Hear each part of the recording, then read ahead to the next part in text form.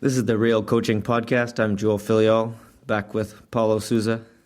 Hi, Joel. How are you? Not bad. We've had a small delay since the last episode, with mainly due to my availability. The last couple of conferences, which we referenced last time, it was in Sevilla and Paris. So we'll get back on track. We've got some good stuff coming up. Our interview with Simon Whitfield in preparation for the conference. The topic I was talking about his career, and we've already recorded the next one with Louis De La Haye of Lotto Jumbo Cycling. So that'll be the next one coming up. And I think the conversation we had that I had with Simon is good enough. We can make a couple of episodes. So I think we might talk about a little bit about how Canada's program evolved during Simon's career, and maybe we can segue into federation structures, pros and cons in the next part two of Simon. Yeah, that sounds good. Yeah, I mean, so the main topic today, we want to do that interview because the presentation I was tasked with in Paris was talking about Simon's career. Consistency over 4 Olympics, and so of course we had to do get Simon's take on it, which I think produced a lot of good stuff. And I think from listening to it, I know there was some interesting points, and we'll come to that. But first, we wanted to come back to our swim myth busting episode because we had a number of questions and comments, different opinions that people had. A lot of it just, I suppose, resonating with the topic of, we went through the top 20 swim tips, went through a few of them, and perhaps a different approach than maybe we could describe what has been traditional in triathlon swim training. Is that fair to say? Yeah, I think that much of what we said went against some of what is the mainstream opinions about learning to swim and developing swimmers, and I saw some of those emails, and the natives were certainly restless.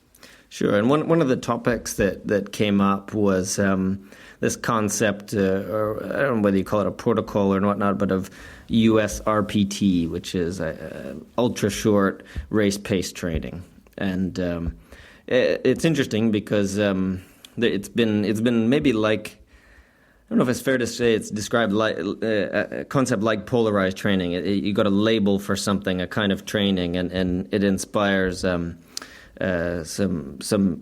debate over the validity of this, whether it's actually in practice.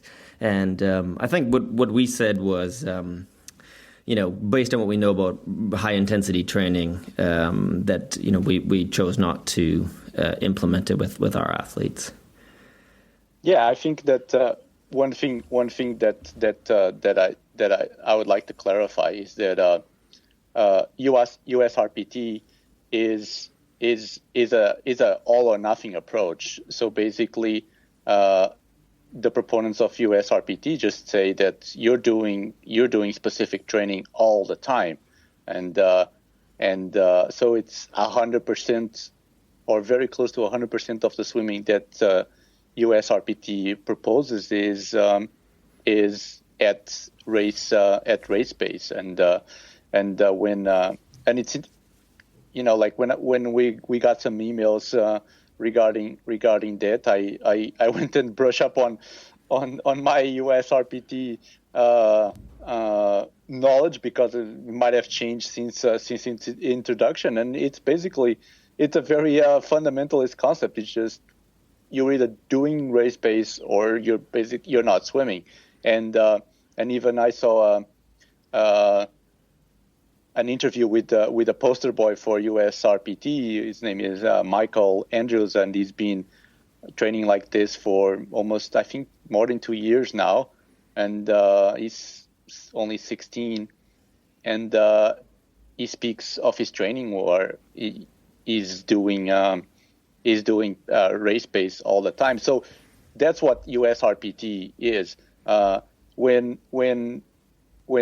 some coaches come and say, I use some of USRPT sessions or concepts into my training, that's that's great, but it's not USRPT.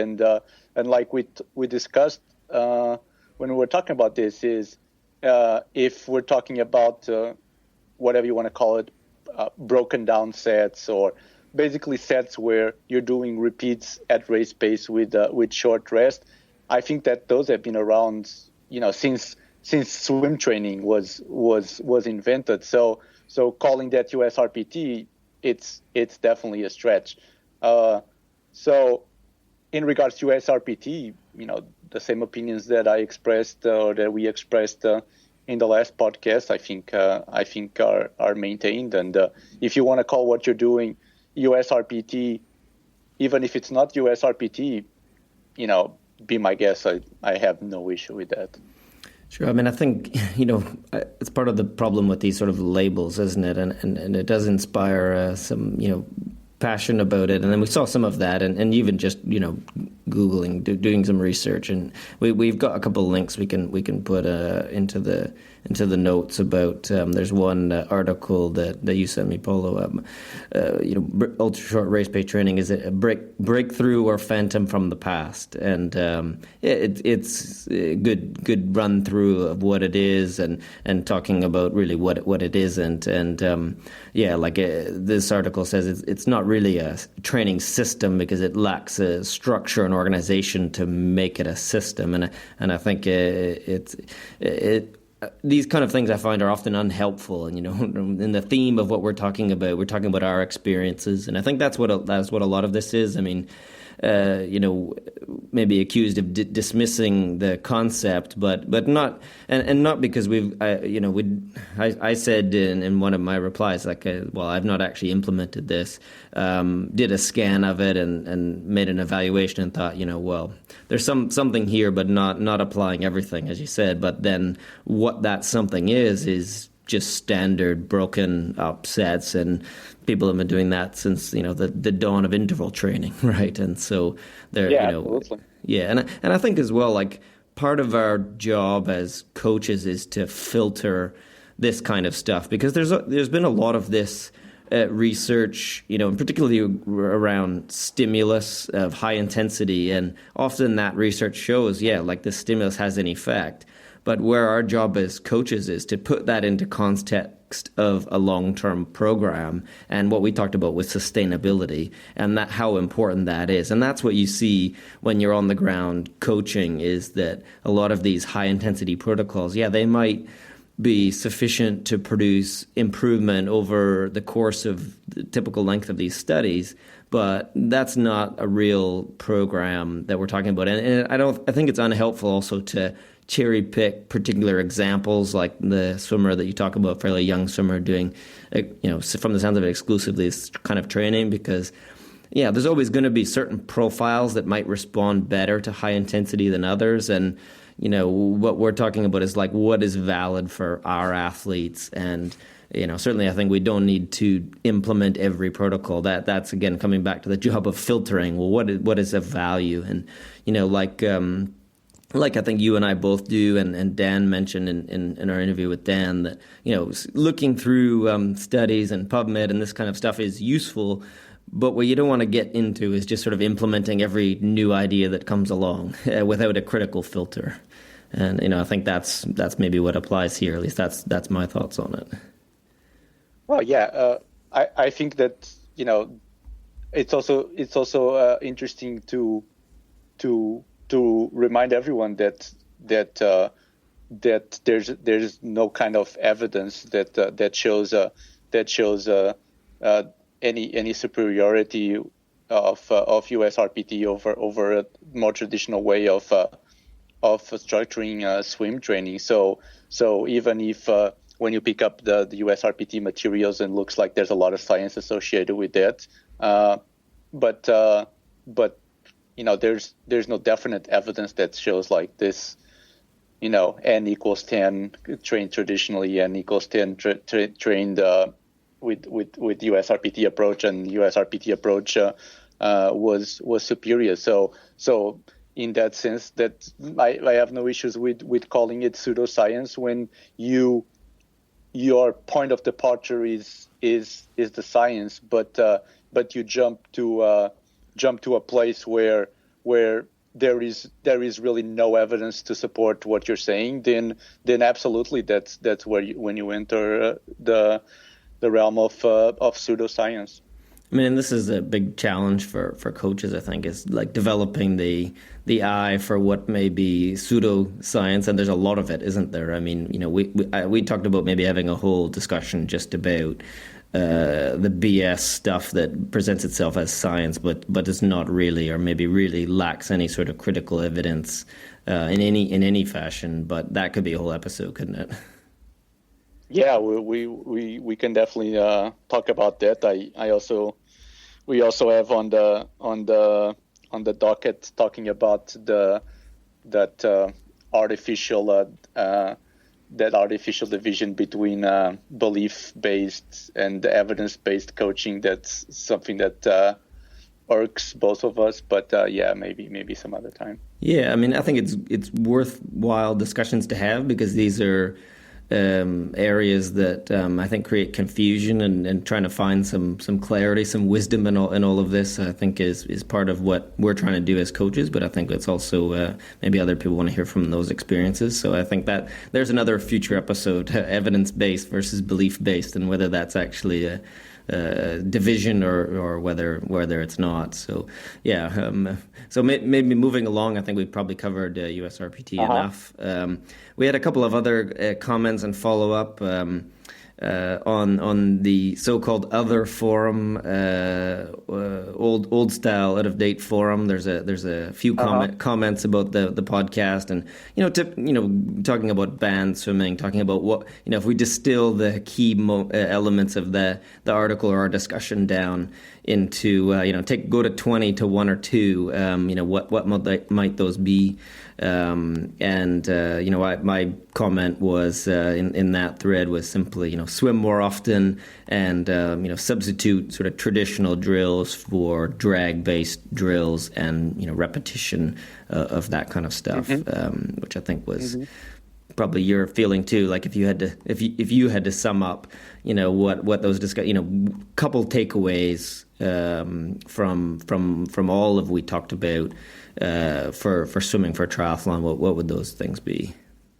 Yeah, definitely the value of adding drag to your swimming. So basically, the value that exists in creating conditions of higher drag, but at the same time, higher drag conditions that are going to have a minimum impact on your stroke, or an impact that's going to be productive towards what you're trying to achieve. So basically, it might be the band, with poo buoys at the ankles, might be the parachute. Using those drag-inducing toys is going to provide a swimmer with a stimulus and an awareness that's going to be positive for their stroke development. Yeah, I mean, we didn't talk on the outset about what we're doing now. We skipped over that part, but here on camp now, hence a bit of the delay in getting this next episode out. But yeah, I mean, in where we are in our programming, yeah, we're reintroducing parachutes and some of the drag stuff at this time of year. Previously, we had used dragging sponges on the end of a rope or with a waist belt, like sponges, like we had one called the octopus, which was just a sponge chopped up that gave some nice drag and feedback, or just even a sponge. But now we've got some parachutes of different sizes, and we're using that today. So I think the comment where we had gone with band, because there was a comment, how discouraging should band swimming be, because a lot of age groupers, they put a band on and their feet drag on the bottom of the pool, and I think that's the challenge with band, and perhaps how you described how you'd changed using it because the body position is so different, and I think for some age groupers, like, it gives some interesting feedback. But if you do too much of it, you may not get the effect that you like, because the body position is so different. Yeah, I think the band, just because I because I moved away from it, if somebody comes up and tells me like, well, I'm still using the band and this is why I'm using it, it's still a great tool. A lot of the times, some people just their swimming is not at the point where they're going to be using the band efficiently, and they're not going to be making any gains. So basically, if you're having trouble just getting to the other side of the pool while swimming with band only, I would definitely advise you to just add some flotation to your ankles until you can get a decent enough horizontal position while still swimming with a lot of drag. And we also talked about, at least and from direct experience and memory today of the session we did, using a higher stroke rate when you swim with band in order to get, to set up the front end of the stroke and also actually to move down the pool.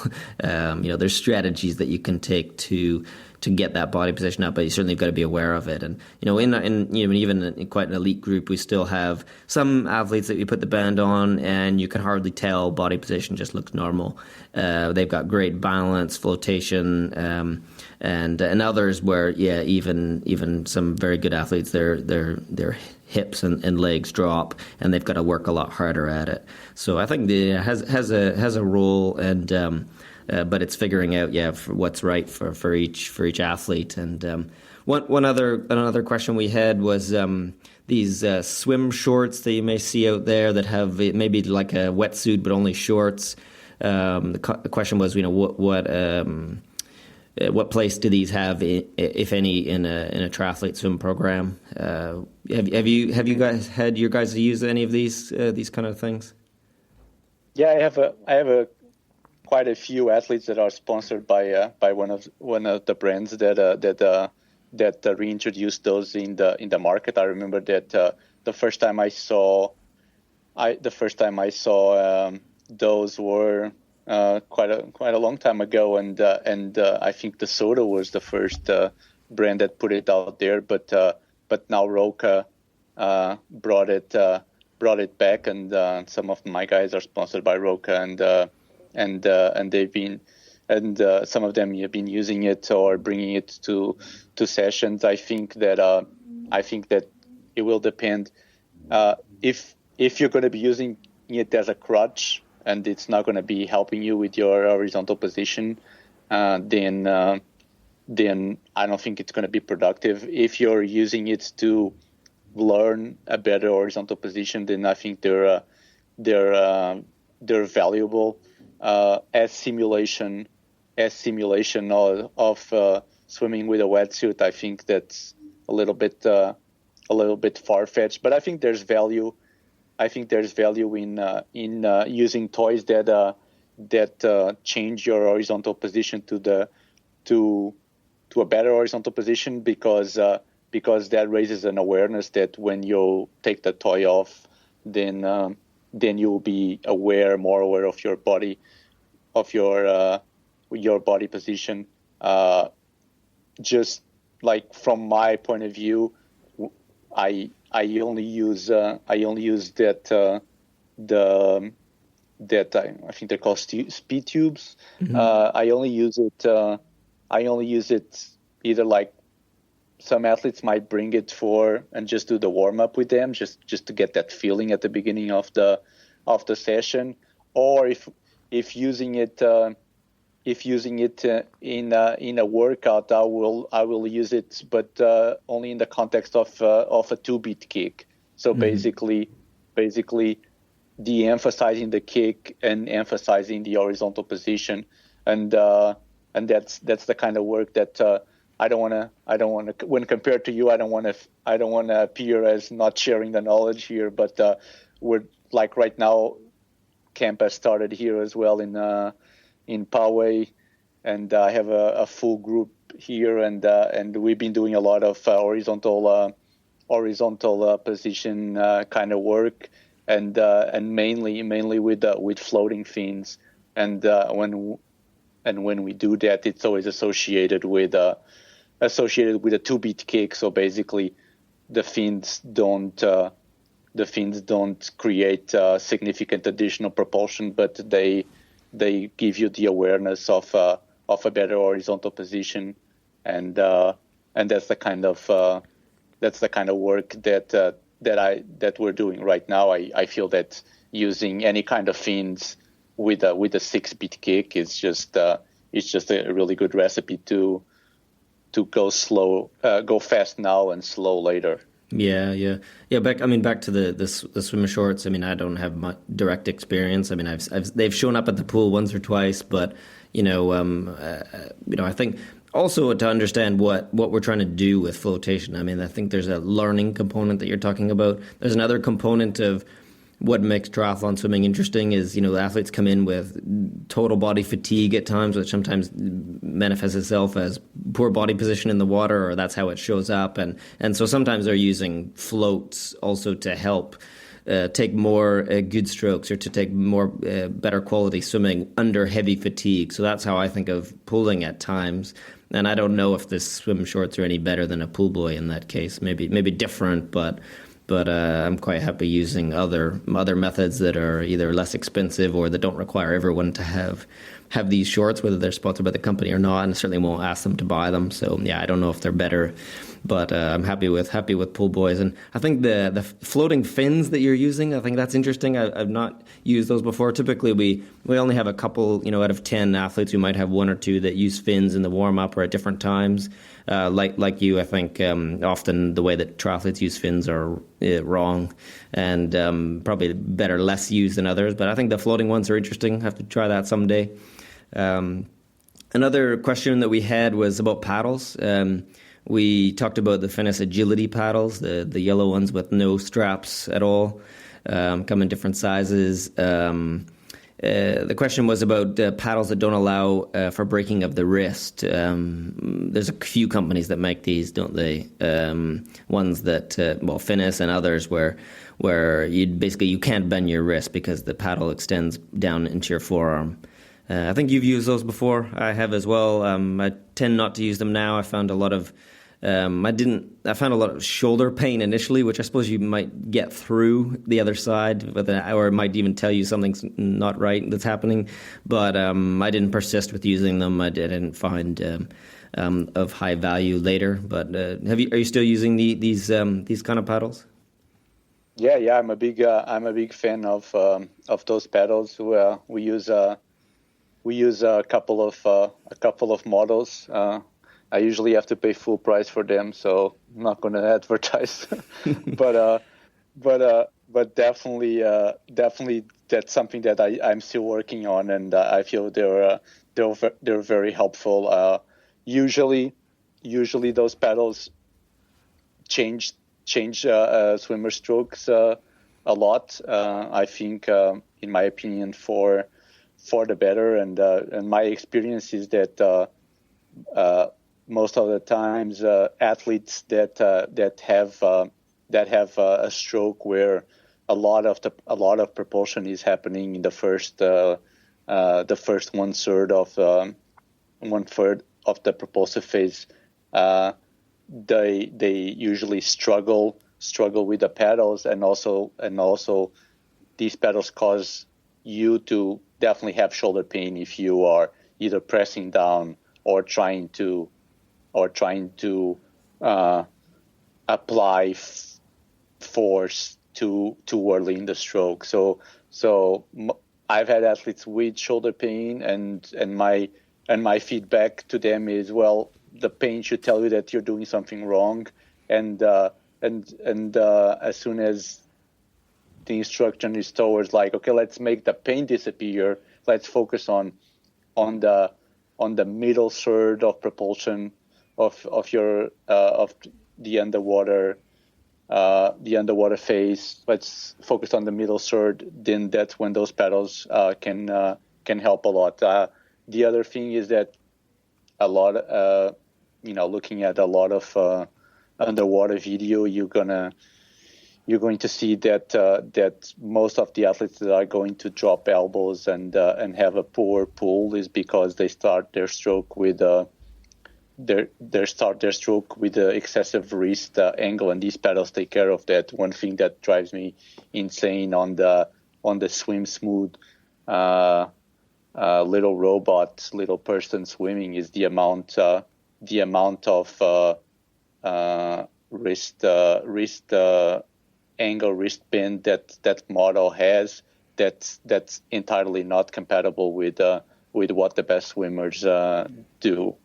So this is like wrist flexion on entry, and what you're doing in the first third before you kind of reach the power position, or where you're going to pull back.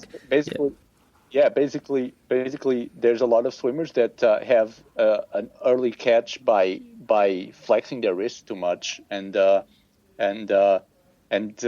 from that point on, it's very hard for you to maintain your elbow up, and use your whole hand, wrist, forearm as your paddle, and limiting wrist flexion helps with keeping your elbow high. Yeah. The other comment was just whether we I had other paddles. I mean, I think you were slating stroke makers. I quite like stroke makers, if only because they're flat, basic paddles. I recall from our discussion, you were talking about paddles that change your stroke or do something, cause you to do something different. That's why I like. I think a basic flat paddle will elicit some sort of change. So whether I don't like the fancy ones that bend or that have like a curvature to them, but they're I guess the point is how you're using these kind of tools and what sort of different stimulus you might get from them, whether they be the agility paddles or others. You're challenging your neuromuscular system, and you're causing the athlete to be aware of pressure on the water and getting into these powerful positions more effectively. Mm-hmm. Yeah. Mm-hmm.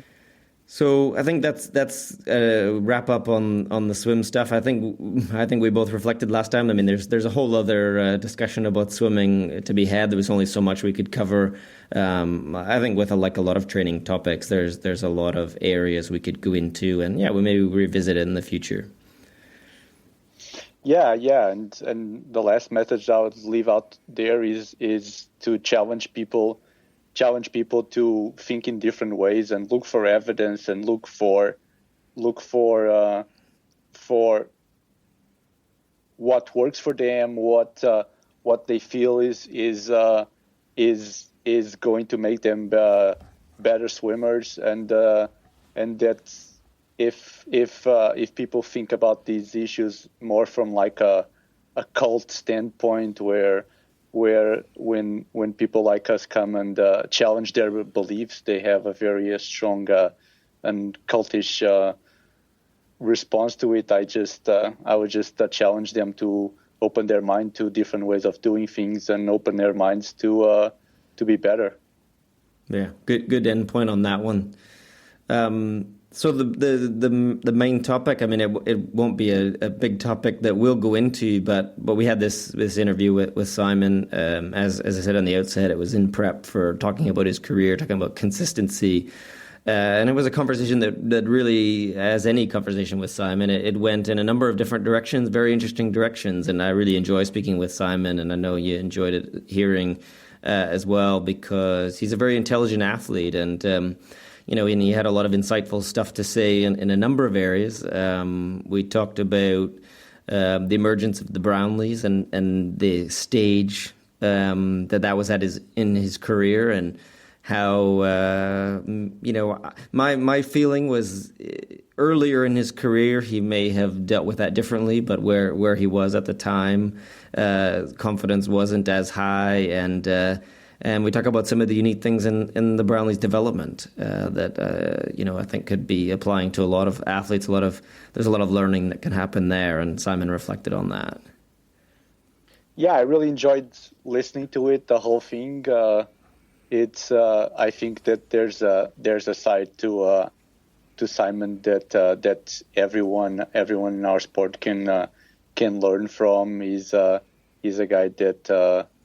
I think that the biggest testament to his legacy in the sport that he was able to able to get obviously the first Olympic gold medal for triathlon, and he was able to transform himself to a way better athlete to be in the discussion for the gold again in Beijing, when the sport between 2000 and 2008 grew so much. So basically, the level of competitiveness, the level of the athletes grew a lot in those 8 years, and Simon was able to step up between 2000 and 2008, and I think that was a testament to his attitude. I think that we all can learn a little bit with his attitude towards sport, his relentlessness, his ability to just even staying engaged, even if he was not doing triathlon stuff. I remember that when I was coaching him,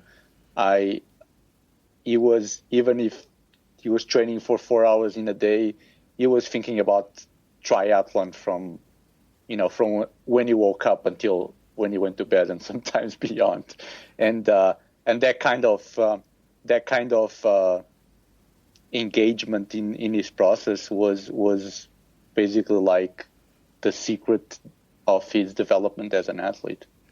For sure. I mean, he talked about being a student of the sport, and and he is in every area, and he was, and that was his approach. And I think that isn't the approach of every athlete now, and I think there's something to be learned. And even for coaches, I mean, we focus a lot on physiology and preparation, but there's a lot more other elements that you have to be aware not to be distracted by other elements, but at the same time there's a lot to be learned, and I think his approach, he talked about the gamification of how he looked at the sport and how to get better. And how as you say, he was able to innovate and change over those years. And I mean, we saw, the emergence of Javi Gomez in those years between 2000, 2008 and Brownlees later. And he had to adapt, as good athletes do. They adapt to ever-changing conditions. And I've had a number of conversations where people ask, has the sport moved on? Yes, it has. It's faster. But I think when we look back in history, of course, we don't see, 29-minute flat 10Ks, but the talent is basically the same, I think. And of course, you rise to the level you need to win at the time.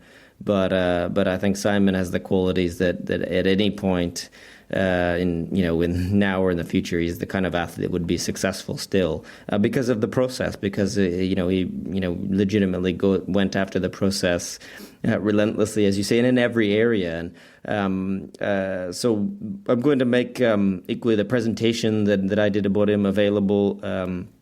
I've got the slides. I'm going to re-record it for distribution to people that are interested. As I said previously, send us an email, podcast@joelfilliol.com. Sign up to the newsletter to be notified of when that's going to be put out. Happy to share that with greater audience. As we said before, I think we've got enough interesting stuff with Simon here. I think we can separate it into two episodes.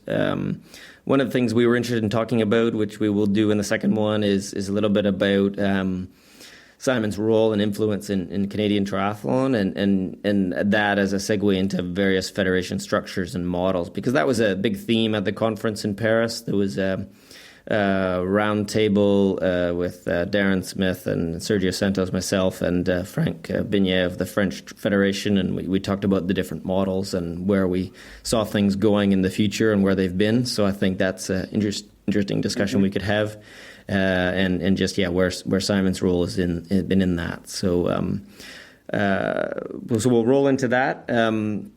And just as a reminder, give us a few more reviews on iTunes if you like. Help us reach more people.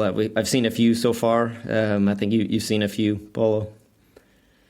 Yeah, some really nice reviews. I want to thank everybody that has given us so much positive feedback, and and just keep it coming. I also enjoy to listen to enjoy listening to the bad reviews and the negative feedback and the criticism. I always enjoy when people just come out and speak their minds, and I'm sure that when they come at you, they have reflected and have strong opinions on what they're talking about, and I always appreciate when we have frank and honest dialogue.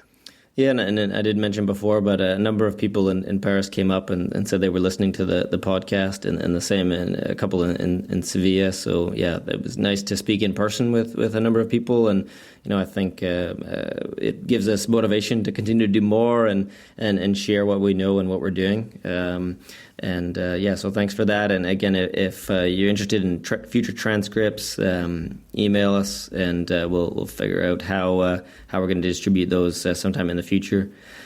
So without further ado, we'll roll into Simon.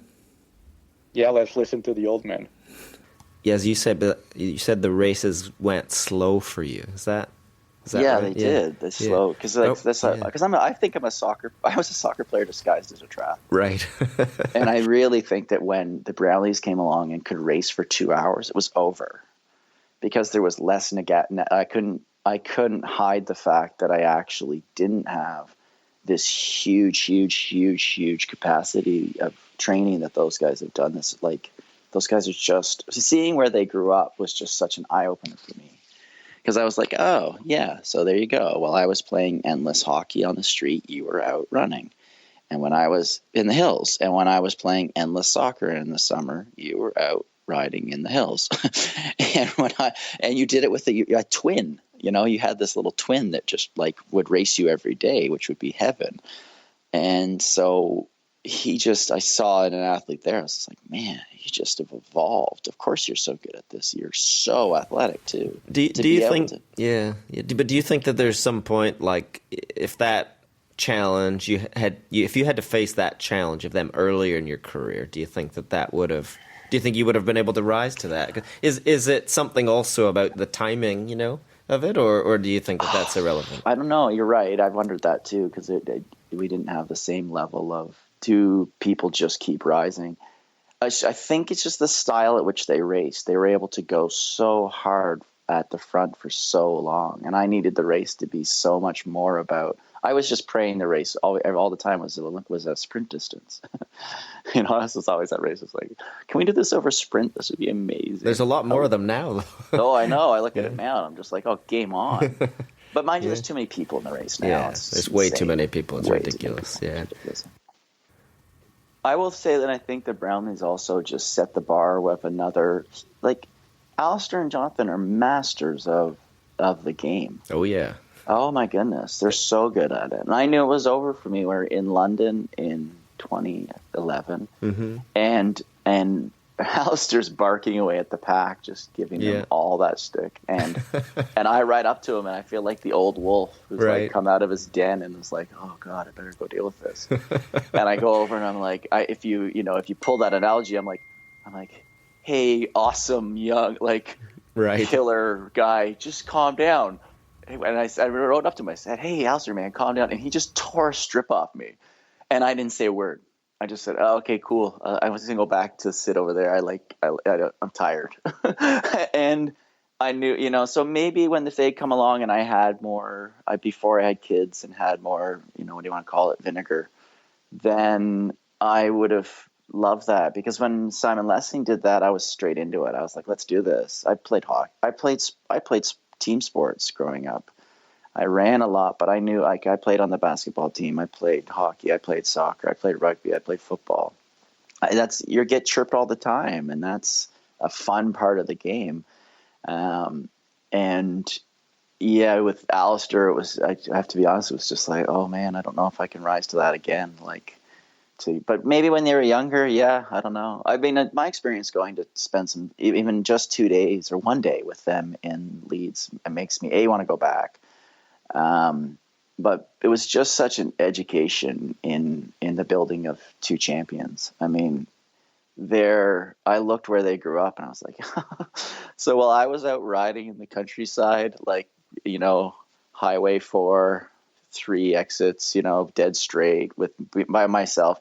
He was training with, 50, 60 other guys in the chain gang, riding down these insane descents in the pouring rain with hedges too high to see over, and all of that like bravado that would be going on in there. And he evolved from that. And I was like, oh, wow. Like coming from that culture where you kind of have to be a tough guy. You got to stand up for yourself a little bit, I mean, that's just part of the Yorkshire mentality. I mean, it's, they get on with things. They get on with it. Oh, it's raining. Well, we're going to get on with it. So it's also like self-selecting, meaning that people that don't have it they're not going to hack it. They're going to be gone. Right. So it weeds out the uncommitted, which is what I like about that environment. And, also that it's just so basic and fundamental. They just go out every day and they train, and I remember trying to give them some power meters, doing that bloody job that I hated. And, we got a couple of quirks. Oh, we should take them up there. And I give them to them, never saw them on the bikes, went up like a year later. Where are those quirks I gave you? We don't know. They're lost. I just no, I mean, they had a bad experience being forced to do this stuff earlier on. And then later it was just, they just get on with it. And it's something missing maybe, I think, in the way that you can make sport such bullshit, it just doesn't have that. And I think more people can sort of capture that. I think they would do, the Brownlees would have done too, more of those days where you're kind of wondering how you're getting home than other people. And I realized that I actually did a lot of those days by accident because I just love to adventure, and I did a lot of days. I've thought about it. I'm like, oh wow, because I still do it. I do some days now where I'm paddling, where I'm like, oh man, this is a little bit sketchy. Yeah, I gotta get home. Yeah. And I imagine that the Brownlees did a lot of that. Like if you think to the places they would have got to and the adventures that. Oh yeah, no fear about that at all. Absolutely. Yeah, absolutely. Like, oh my God, it's 11 o'clock at night and we're like 13 kilometers from home and it's pouring rain and we kind of know where we are. Okay, now we're in our element. Yeah. No, and that actually happened for sure. Like lots of times, when we were out on camps and they're like going out for a run and it's getting dark and then they come back like an hour later and it's pitch black, that kind of thing that just... It reminds me of you now that you say it because that quality sort of sometimes pissed other people off about you, right? You'd be always like, well, let's go on a different way. I don't want to go that way. I want to, find a new way, a little adventure, mini adventure. Yeah. But they have that too. I mean, they don't like to, they definitely don't do the same loop all the time, go a different way or. Or look at the stuff we got up to in Flagstaff. Like our Flagstaff was not as as structured. We're trying to learn how to train at altitude and all those things. But then I just so distinctly remember trying to make it around Schultz Pass. Yeah, just over and over and over again, and getting stuck out there at like it's 4 o'clock in the afternoon in October, and you're at 10,000 feet, and you're like, uh-oh. I better get home now. Some of the ridiculous rides you guys did on the cross bikes. Right? Yeah, exactly. In the snow. Who the hell goes to Flagstaff in the winter, by the way? Well, there you go. Exactly. It was just like such a playground. I bought that single speed Kona and just went adventuring any day it was too snowy. I was just out there. And I wonder that exactly about the Brownlees. Like I went for a jog with Alistair when I got there, and we jog out along this lake. It's not getting dark. It's dark, and we're just running along this insane little trail. And he pulls us across the view of all kind of the valley, and I'm just like, oh man, this is just like a normal day for this dude. He's just like, oh yeah, this is just my second easy run, like. And yet he's just got a sense of just loves being out there. Yeah. And I love you're right. Absolutely. He just gets on with it. I mean, I'm going to steal that expression because you're right. Those guys just get on with it. And we see that over and over again with the best athletes they just get on with it. Yeah. I mean, it's raining. Oh, well, I guess we're going out riding or whatever the reason is. Yeah. I mean, there's something about that because that's, you're not putting conditions on it, right? You're not saying, oh, well, I can't do this now. But, it's kind of like nothing stops you. It reminds me of that Mike Spracklen video. What stops them getting on the lake? Well, only if they can't see, so that becomes dangerous, right? But it's not snow and ice, right? It's the fog. But I mean, that was something that was powerful about you. I like this gamified kind of concept because when I was thinking of things and, definitely people said about, in the comments or feedback that you had incredible race intelligence. Like you see the race slower than other people. You could, and you could even see that in training. You just have this awareness that other people didn't have. But I don't think anyone sort of captured this element of it, I think, which is that, yeah, I mean, maybe that is part of like the longevity, is like the game element of it, or the adventure part of it that just, was obviously very powerful. I think so. I have had that reflection since. I mean, it's fun to be 3 years out now and to see, as I was talking to Kyle the other day, and he's coming into the, and I said, oh, goody, the Olympic year, you got to keep a tabs on that year not getting so insane. But I did think back on that piece of just like, yeah, there's something to be said for those times when you're really showing yourself what it is that it means to you. And that really you can see that obviously in a session that's 10 by a K on the track. You can see what it means to you there, and you can see what it means to you when you're running on the when you're doing big bike run sessions and you're tapped out. But I think there's also something to be said for those times when you're figuring something out. And remember, I used to say that to, like, particularly Andrew McCartney. I used to say, hey, just figure it out. Just figure it out. And I always looked at it as this big puzzle, this big grand puzzle. And the races were like that too. It's this big grand puzzle. And then if you do things that challenge you, I want to say like almost scare you, that it really does, it requires the most of you. And now I'm on the other side of a professional racing career trying to do that without paddling. Yeah, it's like there's moments where I thought, and I had one recently where I thought, oh wow, this is the stuff I love, but I shouldn't do too much of. Right. Like that container ship is coming. Right. It's kind of dark, and the wind, it's 25 knots, and the guy I'm with is a kilometer over there. I gotta get over there, and the world just becomes. I love it because, and athletes get this. Is like my peripheral vision just which focused right in. I could see so much texture in the water. I could read it. Like I could read the path in the water like nothing before, because I'm looking quickly to my right and saying, "Oh my God, that container ship is turned the wrong way. I didn't think it would go that way." And so, and now that like rush of like, okay, now that container ship needs to disappear from my mind because I need to be completely present where I am right now. And then to see like, to see the texture of the water so clearly, and to know exactly how to dance on the board, because that's where that flow is so much fun. It's so, I mean, I have such a burned in image in my mind of say a day like that, but it's trying to figure out how to not do that. So you do that one too many times. Yeah. You don't want it to be the last time. You don't want it to be the last time. No, you definitely don't want it to be the last time. But it sounds like this is kind of an innate thing. Like, because sometimes athletes can get sort of like a deer in the headlights in races, right? They're just like stunned, not paying. Yeah. Do I don't know if that's a good. No, but this, I mean, the way you're describing, like, so the question with all these things is, can you train it, right?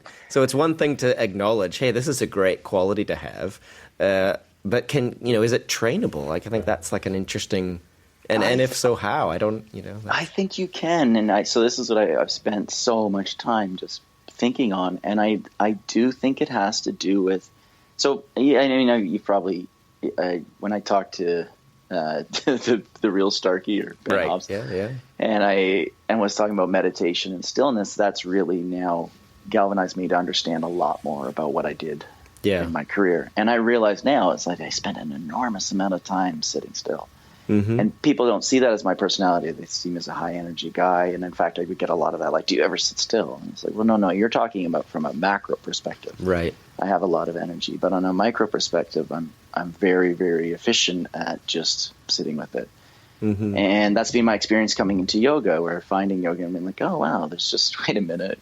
Everything is just a sequence of yoga moves. And if I understand this correctly, you're just teaching me yoga so I can sit for longer, so I can meditate for longer. That's what yoga really is, the science of realization. And the yogis built it so they could find the most comfortable way to sit for the longest. Right.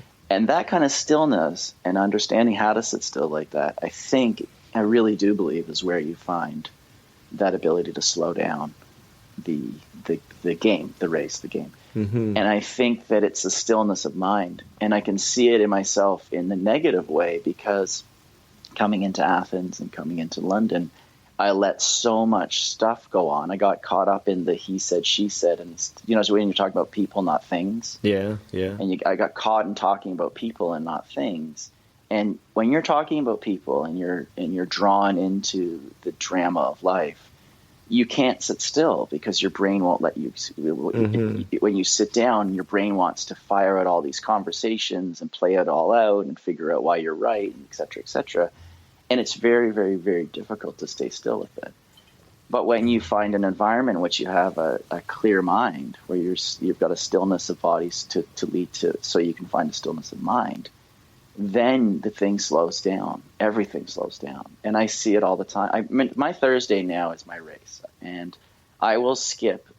I will do the stupidest things to get to Thursday being clear. I will reschedule anything to make sure that I'm in Victoria on a Thursday, so I can run through my race day ritual. And it's the only competition I have in my life and I need it, and I love it. And I like applying my little ritual of my daily diagnostic routine of how I get to the soccer game as clear a headspace as possible, so that the game slows down as much as possible, so I can watch the theater, the story of the game, because that's what I love. I don't care who wins. I just like the theater of it. I do not want to come into the gym and the best five guys. We play on the same team every time, so the same group of guys every time. We just mix up the teams. I don't want to see five guys come in and just dominate the other guys. There's no story to that.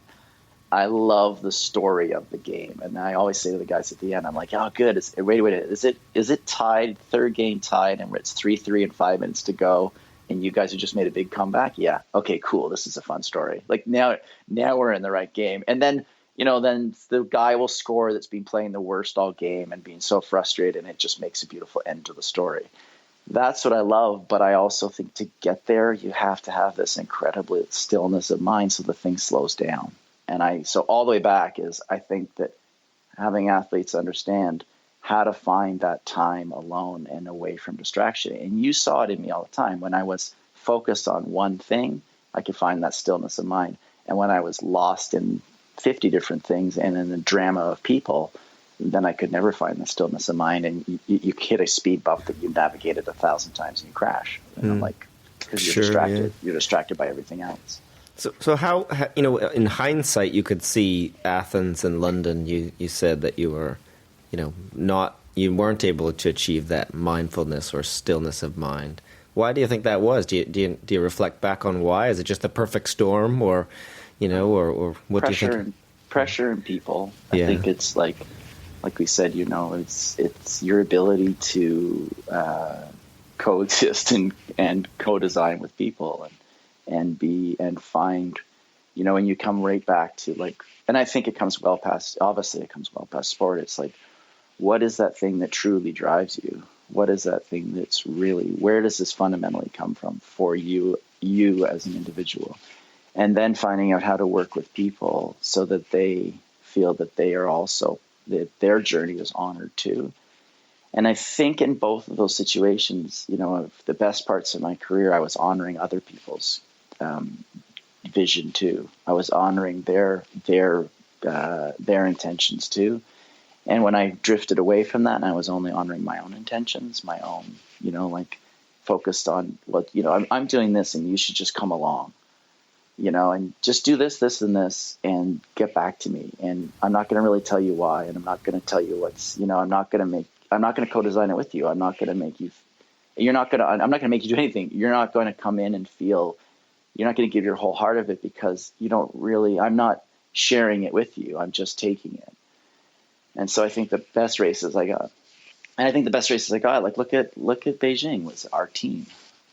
We all had success because we saw it as a team thing. We all did it together. Mm-hmm. And we all understood the roles that we played. And I got to stand up and I got to be standing on the podium and hear the anthem, but our team heard the anthem. Yeah. No, that's really interesting. Yeah, because it's almost the opposite of what I kind of thought you meant at first. Was more focus on yourself, is better. But what you're actually kind of describing the opposite is that you the environment was different, and that in those situations that, that other people chose to come along with you, maybe for their own reasons, but collectively it was different. Oh yeah, look at Beijing, the stands. Just look who was in the stands and like a Jordan Rapp. Just so invested in it from a personal standpoint because it meant something to him. It doesn't mean something to him because it meant something to me. It meant something to him. He also, obviously he found great joy in the fact that it meant something to people that were so important to him. But that was, in reflection, it was like, it was part of his journey. And he felt validated in that journey and important in that journey and an equal member of that journey. And I think that, especially you get athletes or people who just come into an Olympic year and we become even more focused on self. And it's actually the opposite. It's like a time to really embrace the people that are part of that journey with you and draw their energy to make something really special instead of just saying, like, using the age-old excuse, just leave me alone, I'm doing my thing. Yeah, that's fascinating, because going into an Olympic year, for me as well, I think, like, I often reflect back at the environment as we had at the Filliol, and it was a really good time prior to Beijing those years, and I think, well, how do I capture that? How do I create that? And it's a difficult one, but I think you've actually articulated it really well. And I often this resonates with me because what drives me is the implicit and explicit deal that we have when we're working together, meaning with athletes and staff and even each other. Like we decided to do this together. Nobody made us.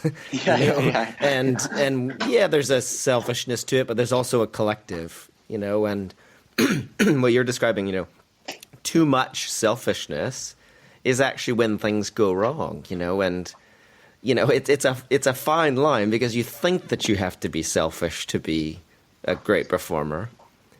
But I think you've articulated why, too far along that, it doesn't work. Things fall apart because nobody's really with you. Well, it's funny, but I saw an old friend in Victoria last week, and we went for a walk, and we're talking about growing up in Kingston, and we've known each other since we were 3 years old. And we ended up talking about sport and experience with team sport, because he played team sport and I went into individual sport. And he said, we were talking about a guy named Silas Smith. And I said, it stands out for me because I remember scoring a goal as a kid and looking at Silas Smith and going, yeah, we're up like 8-1. He goes, yeah, but nobody cares. Nobody wants to play with you because you're not sharing in it with the game. You're just scoring goals. You don't care. You're just, and he's just standing there looking at me like, I'm on your team and I hate playing with you. Because you're not in this. This is not a collective team. This is just the Simon Show. And when you drift away from the joy of what it is, then that really impacted me. I was like, oh wow, you have to. And I didn't always stay true to that. Obviously, at times in my career, you just get so lost in the pressure that you retreat into yourself. But actually, the joy of the game is what's really important. Is the joy of this experience, because it doesn't really matter. It's the joy of, for particularly like at your squad, it's this, if your squad can embrace the joy of the journey and really embrace the idea that your squad is all in this together and you all understand the roles in which you play and you're all looking for, collective joy, then you've found what is also, some people will call it their calling, in non-religious term, but they would call it their calling. Like, what is the thing that really fundamentally, like my thing is sharing knowledge. That's actually my calling. I just love sharing knowledge. I love this like self-knowledge, self-inquisition, and sharing knowledge, and then ultimately sharing self-efficacy. Like this ability our innate ability to believe in ourselves and believe that we will pull through and understand it. And if you come back to it, it's like, well, what's your goal? Like, oh, is your goal to win Olympic medal? It's like, no. My goal is to share knowledge. I just want to get out there and share knowledge. I want to learn from a coach, like at that, like you say, go back to Sydney. I want to learn from that coach. I want to learn from that athlete. I want to learn from that practitioner. I want to learn from that mental, that whatever it is. I want to learn, because I want to share knowledge. And then once I've started sharing all this knowledge and I'm gaining all this knowledge, then let's see what happens. All right. It's been real.